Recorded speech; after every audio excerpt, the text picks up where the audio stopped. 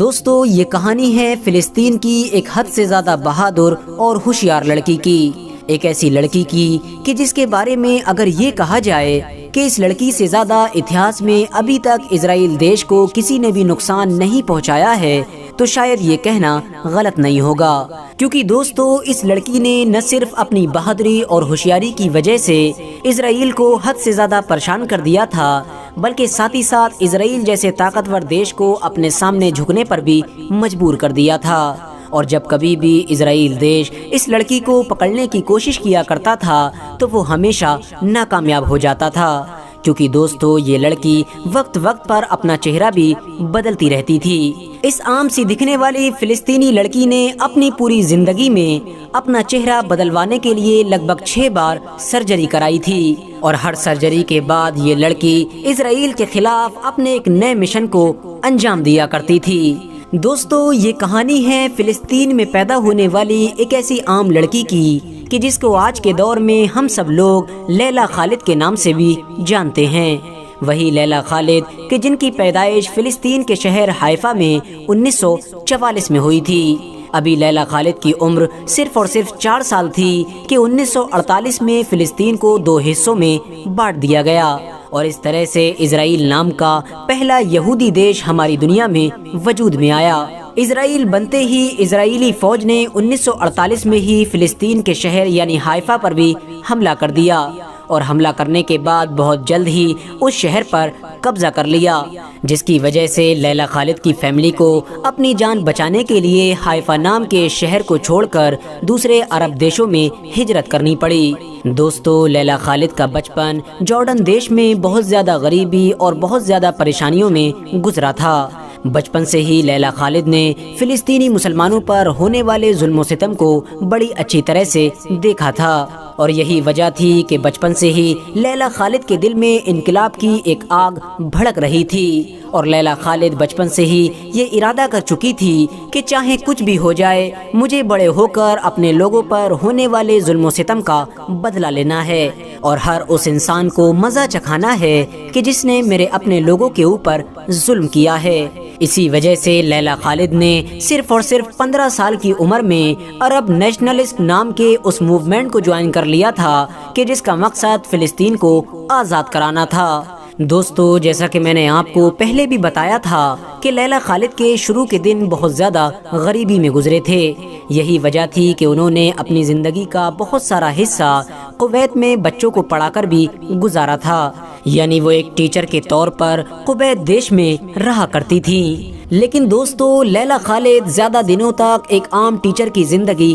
نہ گزار سکی، کیونکہ دوستو ان کا دل تو ابھی بھی اسی مقصد کی طرف لگا ہوا تھا کہ جس مقصد کا خواب وہ بچپن سے دیکھا کرتی تھی، اور وہ مقصد کچھ اور نہیں بلکہ صرف اور صرف فلسطین دیش کی آزادی تھی۔ اسی وجہ سے اب آخرکار انہوں نے ٹیچر کی زندگی چھوڑ کر اس فیلڈ میں اترنے کا فیصلہ کیا کہ جس فیلڈ میں اترنے کا وہ بچپن سے خواب دیکھا کرتی تھی، یعنی اب انہوں نے ایک ایسی آرگنائزیشن کو جوائن کیا کہ جس کا مقصد فلسطین دیش کو آزاد کرانا تھا، اور اس آرگنائزیشن کو PELP کے نام سے جانا جاتا تھا۔ دوستو جس وقت لیلا خالد نے اس آرگنائزیشن کو جوائن کیا تھا اس وقت اس آرگنائزیشن کے سبھی لوگ لیلا خالد کو ایک عام لڑکی سمجھا کرتے تھے، لیکن بہت جلد ہی لیلا خالد نے اس پوری آرگنائزیشن میں اپنی ایک الگ پہچان بنا لی تھی، اور سبھی لوگوں کے سامنے یہ ثابت کر دیا تھا کہ وہ دوسرے عام انسانوں سے بالکل الگ ہیں، اور شروع میں ہی اسرائیل کے خلاف کئی بڑے بڑے آپریشنز کو کامیابی کے ساتھ انجام دیا تھا، جس کی وجہ سے اب دھیرے دھیرے وہ نہ صرف پوری آرگنائزیشن میں مشہور ہو گئی تھیں بلکہ ساتھ ہی ساتھ اسرائیل کی آرمی کی نظروں میں بھی آنے لگی تھیں، یہاں تک کہ اسرائیل کی خفیہ ایجنسی یعنی موساد بھی اب ان کے اوپر نظر رکھنے لگی تھی۔ لیکن دوستو لیلا خالد نے اپنی زندگی کا سب سے بڑا اور سب سے خطرناک کام 1969 میں کیا تھا، ایک ایسا کام کہ جس کی وجہ سے نہ صرف اسرائیل بلکہ پوری دنیا ہی ہل گئی تھی، اور پوری دنیا یہ جان چکی تھی کہ 25 سال کی لیلا خالد کوئی عام لڑکی نہیں بلکہ دنیا کی سب سے طاقتور لڑکی ہے۔ دوستو یہ کہانی ہے اگست 1969 کی، کہ جب PLP نام کی فلسطینی آرگنائزیشن کو اس بات کی خبر ملی کہ اٹلی کی راجدھانی یعنی روم سے تل ابیب کی طرف آنے والے ایک ہوائی جہاز میں اسرائیلی امبیسڈر بھی حاضر ہوں گے، تو فوراً اس فلسطینی آرگنائزیشن نے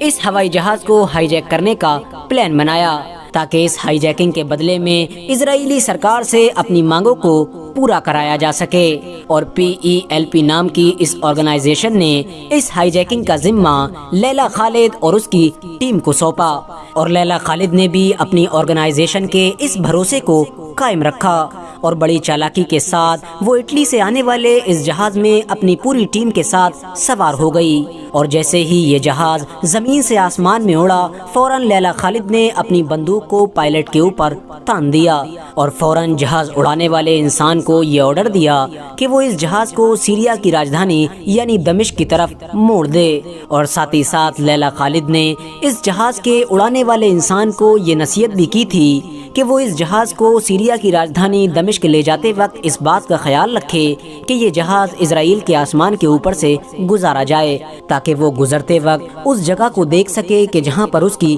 پیدائش ہوئی تھی۔ لہٰذا اس جہاز کو فوراً اسرائیل کے اوپر سے گزارتے ہوئے سیریا کی راجدھانی یعنی دمشق میں اتار دیا گیا۔ جہاز کے لینڈ ہوتے ہی لیلا خالد کی پوری ٹیم نے جہاز میں بیٹھے ہوئے مسافروں کو فوراً باہر نکلنے کا حکم دیا۔ سبھی لوگوں کے باہر نکلتے ہی لیلا خالد کی پوری ٹیم نے ہوائی جہاز کے اگلے حصے کو اڑا دیا اور اس کے بعد فوراً سیریا کی پولیس نے ان سبھی ہائی جیکرز کو گرفتار کر لیا۔ سبھی اسرائیلی مسافروں کو بھی آزاد کر دیا گیا، لیکن سیریا کی سرکار نے کچھ اسرائیلی مسافروں کو اپنے ہی انڈر میں رکھا اور اس کے بدلے میں اسرائیلی سرکار کے سامنے ان 71 سیرین قیدیوں کو آزاد کرنے کی شرط رکھی کہ جو پہلے سے ہی اسرائیل کے قبضے میں تھے۔ لہٰذا ان 71 قیدیوں کے آزاد ہو جانے کے بعد بچے ہوئے اسرائیلی مسافروں کو بھی چھوڑ دیا گیا، اور اس کے ساتھ ساتھ سیریا کی پولیس نے لیلا خالد اور اس کی پوری ٹیم کو بھی بغیر کسی کارروائی کے